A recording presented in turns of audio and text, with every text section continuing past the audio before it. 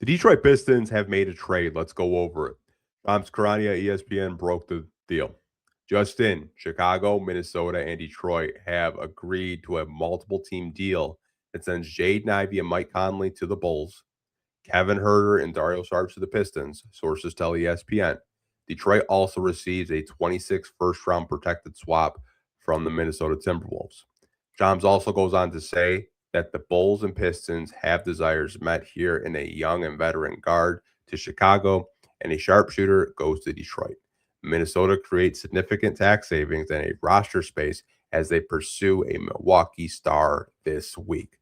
So I think it's no secret the Timberwolves are trying to gear up to trade for Giannis. If they can do it, that would be a really fun team to watch with Ant and Giannis and all those guys over there.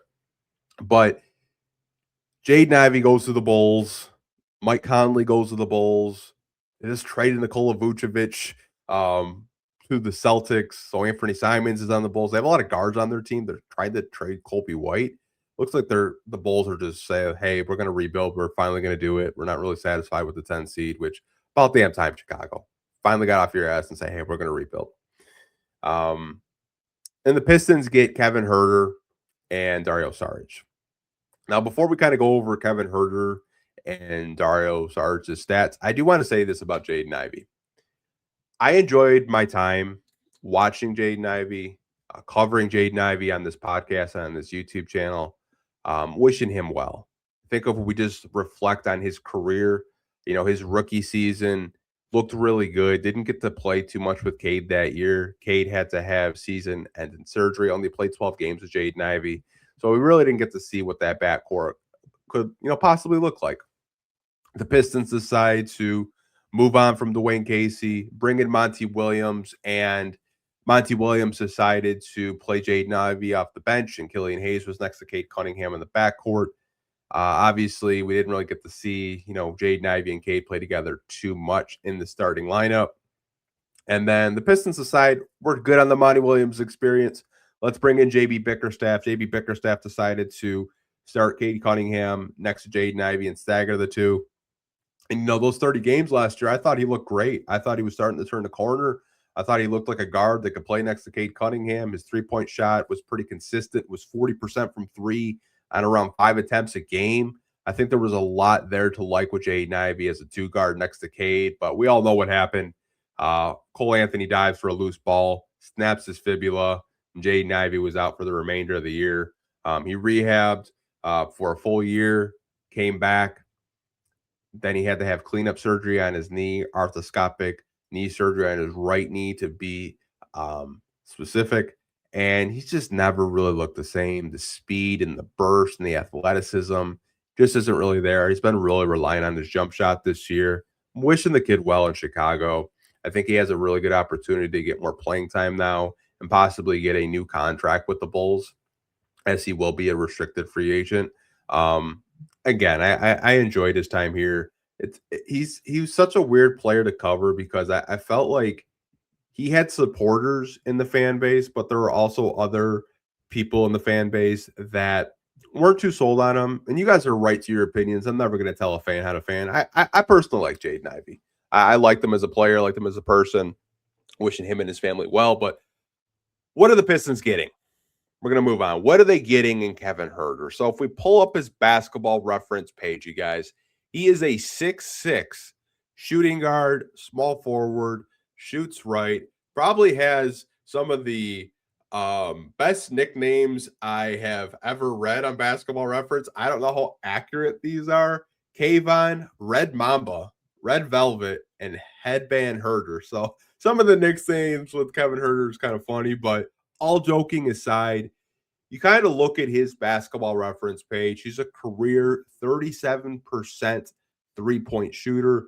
I do like that he does take care of the basketball, doesn't really turn over the basketball too much. So when he does get the ball, it's going to be a good possession. If we do look at this year, though, in Chicago in 25-26, he's putting up around 23 minutes a game, shooting 45% from the field, 31 from three, which is actually down. He is shooting 63% from 2-point percentage, which would be a career best. So that is something to kind of look at. Free throws around 73%, getting you around 3.8 rebounds, 2.6 assists, almost a steal a game. But I think why the Pistons were kind of zeroing in on Kevin Huerter is you kind of just look like last year he shot 37% from three. Year previous, 30%, 33%, 36%, 40%. His first couple of years in Atlanta were some of his best shooting years, and he was playing with Trae Young. Not saying that like he's going to get back to a 40% 3-point shooter like he was in Atlanta when he was playing with Trae Young down there. But I think when you kind of look at Kevin Huerter, it does make sense for the Pistons. You can slot him in at a shooting guard or a small forward, depending on lineup combinations and closing lineups and different rotations that JB Bickerstaff wants to experiment with him. But we've been saying it on our post-game podcast. We've been saying it on this YouTube channel. If the Pistons can acquire another 3-point shooter, I think it would really help the team. Now, obviously, he's only shooting 31% from three this year, but I do think playing on a team, getting better looks, maybe he can get around 34, 35%, kind of like a league average 3-point shooter and kind of get that percentage back up. I don't really think this is a wow, we got Kevin Huerter type of move. Like it's a okay move. Like I would give it like a C plus. At the bare minimum. Like it's not something where like you're like, wow, like we robbed the Bulls. It's kind of like a meh trade. Like if he can come in, produce, give you more three-pointers, I think it does help the team. Probably comes off the bench. He's backing up Duncan Robinson, if I did have to guess in terms of rotation, but it's an okay trade.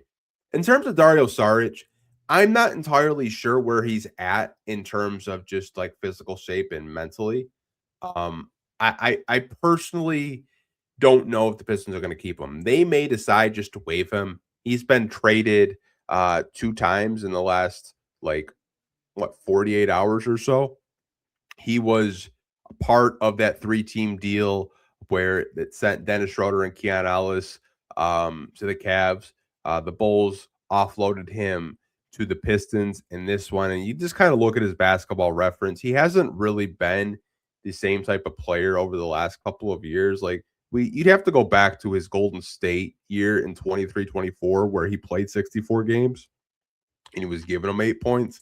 Last year in Denver, he only played 16 games and he was only giving them around 3.5 points a game. And like his numbers just have completely just gone down the toilet. He played in Sacramento only 5 games, but he was shooting 16% from the field and only averaging 1 point a game. I really don't know where Dario Saric is at in terms of his career. He still wants to play basketball. If he's just nagging through injuries right now, could be a situation where the Pistons just waive him or maybe they reroute him in a trade.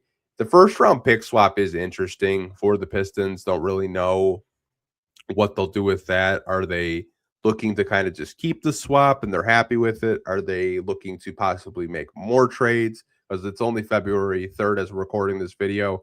I think it's really interesting. Pistons got a shooter, maybe possible a power forward. I wouldn't really count on that with Saric, but let me know what you guys think of this trade that the Pistons made. Again, 3-team trade, sending Jaden Ivey and Mike Conley to the Bulls.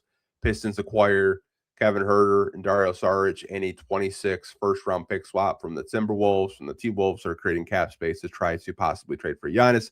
Talk to you guys down below in the comment section. Like always, hope you guys are staying safe. Take care. We'll catch you guys on the podcast tonight after the Pistons are done playing the Denver Nuggets. Peace.